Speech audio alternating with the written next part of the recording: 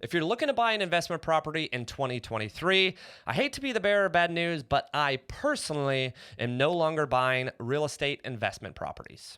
What's up, guys? My name is Casey McKeown. I'm a licensed real estate agent and investor in the Dallas-Fort Worth market of Texas, as well as the Orlando, Florida markets. Now, on top of that, I have been investing in real estate since technically 2016. I started learning, started educating myself, and bought my first property in 2017. Fast forward to 2023, I've acquired well over 10 properties myself. Now, some I have since sold. Some I have actually used a 1031 exchange and upgraded to an even larger property. And others I have just outright continued to hold as long-term investments.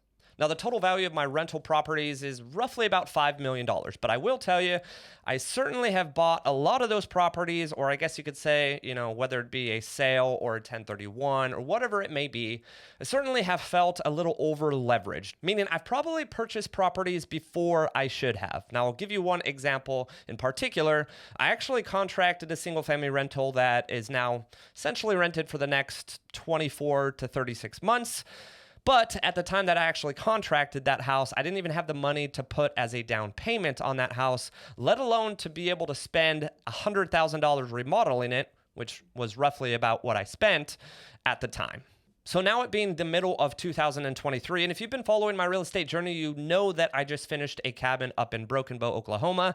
I can tell you it has cost a ton. Now I'm finishing up with a refinance or a cash out refinance, so I'm going to get a lot of this money back, but I can tell you over the last 60 days, I've spent about $150,000 out of pocket to pay off my builder because I decided to do an addition. And on top of that, I've furnished an entire 6-bedroom, 6-bath, large cabin with about 2,200 square feet of covered deck in the back, as well as I've gotten security cameras set up. I paid for a lot of stuff out of pocket regarding this cabin that I didn't really anticipate. Now, again, the cash out refinance is going to be able to get me a majority of that back. But what I can tell you is my finances have been a little bit tight over the last couple months. Needless to say, I am very thrilled to have Tipsy Bear, my cabin up in Broken Bow, renting the past 2 weeks. And I can tell you, June certainly excites me moving forward for the money that I'm going to be able to generate with that short-term rental cabin. But enough about me, guys. I'm going to talk about why I personally, and probably a lot of people out there, should not be buying investment properties in 2023, or really the second half of 2023. So technically, I'm in that bunch of having already bought an investment property in 2023, as well as continued to build and furnish my cabin. But moving forward, I'm not going to be purchasing any more investment properties, at least for 2023. Now, I'm going to start with the obvious. You all know that interest rates have absolutely skyrocketed. Now, my hope and desire was to be able to cash out refinance in the future, meaning roughly about now, because I did contract my short-term rental build job about 18 months ago, a little shy of 18 months ago. Now, I will tell you, when I did contract this initially, my rate was much lower, but unfortunately, it was a commercial adjusted rate mortgage. So when time did come to having that expire, my interest rate skyrocketed from about 3.5% or 4% to nearly 10%. Now, that is a commercial note, and that's a big reason why I'm doing a refinance, but I'm still only refinancing down to an interest rate a little lower than 8%. Now, if you look at my other investment properties, which I feel fortunate enough to have, one's at 3.5, another's at 3.75, and I even have a primary residence at 1.875 for a 15-year note. Now, looking back, I wish I would have purchased as many properties as I could when rates were low. But again, guys, I certainly bought properties faster than I probably should have, and not necessarily paying for it now. But I definitely am going to be spending a lot of 2023, or the remainder of what is left of 2023, putting a lot of money aside to save for a rainy day. Now, on top of that, when rates rise, usually the cost of housing will go down. Now, I am in the Dallas-Fort Worth market a majority of the time, and there is still a ton of desire for housing here. And unfortunately, the housing prices have not come down after a huge increase in prices in 2020 and 2021. And with rates going up as fast as they did, housing prices have really not gone down to allow housing to be affordable in our market. I mean, I have an actual situation with a veteran that was looking to purchase at the end of 2021. Her budget, I guess their family's budget, was roughly $400 to $450, maybe pushing at the $450 mark. Well, fast forward to where rates are now and the fact that they don't unfortunately have any cash. they're looking at a budget of maybe $300,000. And to be honest with you, I don't even think they're ultimately going to purchase since rates have gone up so much and their budget is no longer that $400 to $450, but it's actually turned into more of a rental budget rather than a purchase budget. So certainly the interest rates play a factor. The cost of housing is a big factor as well, but also me as a real estate agent and the uncertainty in my field of work with the amount of agents that have really gone out of the business in 2023, the amount of transactions. This kind of happens when rates skyrocket and housing prices don't come down, is there are a ton less transactions on an annual basis coming from a real estate agent's production, and my main source of income is closing real estate transactions. There actually was a statistic that just came out for 2023 that about 60,000 real estate agents have already left the business in 2023. If you do a quick math equation, that's one agent every 4 minutes is leaving the real estate business. Now, I certainly don't want to join that statistic, and I can tell you there's definitely some choices I've made in the past that have kept me from joining that statistic, one of them being the biggest decision of 2022, moving away from creating a real estate team and just going as a solo agent. There was far too many expenses growing a real estate team, so I went back to just the traditional me and only me producing and selling homes. Now, I'm personally talking about real estate agents that are struggling in this market, but that could really apply to any self-employed individual. I would say a lot of people moving forward are going to be a little bit more tight with their money because really in 2020 and 2021, everyone was spending a ton of money because the government was just pushing out tons of free money to really anyone and everyone. Now, nearing the second half of 2023, I really see people tightening down with the money that they have. And if you're a self-employed individual, or maybe if you own your own business, I would be highly alert of this and make sure that you're keeping as much set aside to carry yourself in case something does happen. For instance, let's say your business suffers a 50 or 70% loss of income, you're still going to be fine because you have enough money set aside to cover your butt.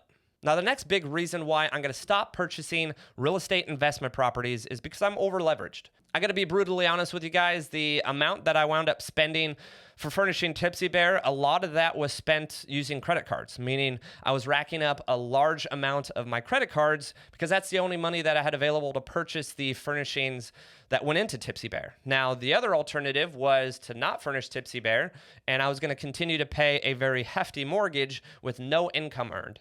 Now, I do have a solution there. I'm closing on my cash out refinance just this week, which is going to essentially pay off all of the credit card debt that I incurred, but it certainly wasn't something that I loved to do, was just rack up tens of thousands of dollars on credit cards. Now, I'm in a fortunate situation now where all of my rental properties are producing income at this point, but where I want to be with my rental properties is actually have a substantial amount of savings actually set aside to where, hey, if an investment property falls into my lap, I have the money then and there to actually purchase it, rather than saying, hey, this is a great investment property. I don't have the money to buy it right now, but I'm still going to contract it and work my butt off the next 45 days to be able to afford it. And then maybe put repairs and materials on a credit card to pay later. I'd rather just have all of that money up front and be a lot more comfortable purchasing properties in the future. As I mentioned earlier, a lot of what I've done is I've just purchased another property probably before I'm ready to actually do it, but I couldn't pass up the opportunity, similar to buying my first commercial property and putting my real estate team in there. Or the situation of just randomly deciding to sell my duplex for a premium amount and actually getting well above what I thought I could actually get, and then having a short amount of time to actually utilize the 1031 exchange to then rush into purchasing a cabin in Broken Bow. So yes, moving forward in 2023, no more investment properties for me. I'm going to really work on building my savings, not just my rental savings, but my real estate savings, as well as my personal savings. I'm going to probably invest a little bit more into the stock market and be a little bit more balanced than I am right now, because roughly about 75% of my total net worth resides in my real estate investment portfolio. Now, the last and final reason why I'm not going to be buying investment properties anymore in 2023 is because of the income that I'm earning. Now, to take you guys back just a few years, back in 2017, when I was a high school teacher, I was making roughly about $50,000 a year. $50,000 a year was enough to cover my rent. It was enough to cover my car. It was enough to cover insurance and a few other miscellaneous expenses that just honestly got me through my monthly expenses. But beyond that, I couldn't really save a ton of money. Now, the income that I've been able to generate in 2020, 2021, 22, and moving into 2023 now, I generated about $1.2 million in annual income. Now, fast forward to 2023, I will tell you from the real estate commission standpoint, I'm probably going to earn less than I earned in 2022.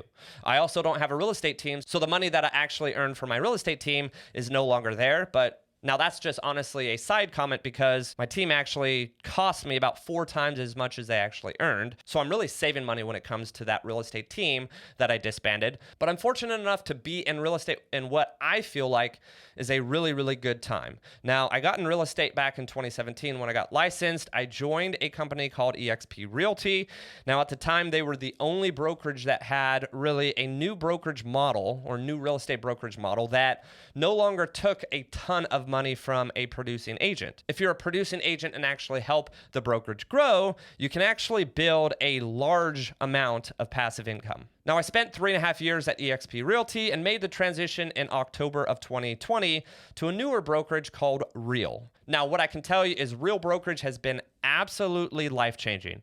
Now, that passive income that we call revenue share, I generated at the end of my time at eXp roughly about $3,000 or $4,000 a month, which to me was absolutely life-changing. That's the same type of income that I earned as a high school teacher.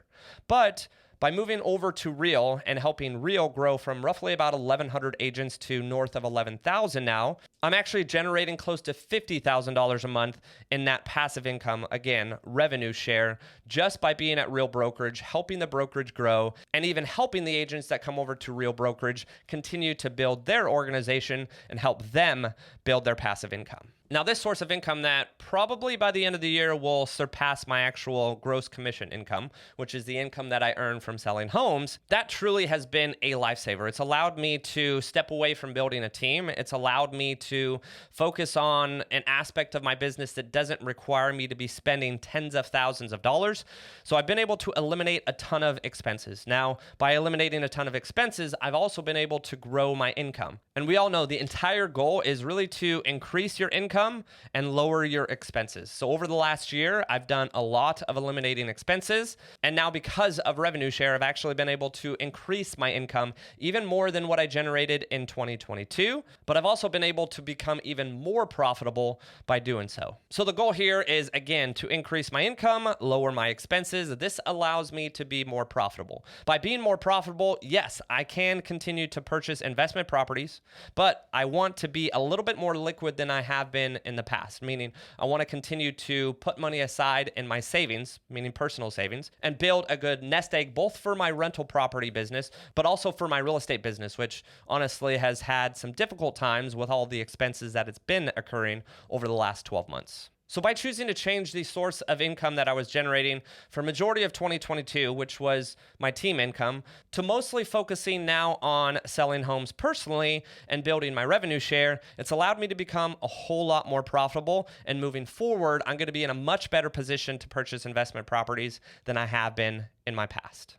So should you be buying an investment property in 2023? What I would suggest that you do is, if you are renting, certainly buying a property to live in and rent out and kind of lower your monthly expenses isn't going to be a bad choice. Moving forward, you're likely going to have the chance to refinance and probably lower that interest rate. I really don't think that interest rates can continue to rise forever, but knock on wood, and let's hope that interest rates do eventually fall moving into 2024. But on the flip side, if you're just someone that has a lump of cash that doesn't have necessarily anywhere to put it, and you feel maybe rushed that you want to get rid of it and you want to buy an investment property just because you have $50,000 available, I would be a little bit more selective and a little bit smarter in making a decision when it comes to buying an investment property today. So really, it just all comes down to your particular situation, whether or not it makes sense to buy an investment property now in 2023, or just kind of stockpile some cash like I'm going to be doing and maybe look to make even better purchases in 2024.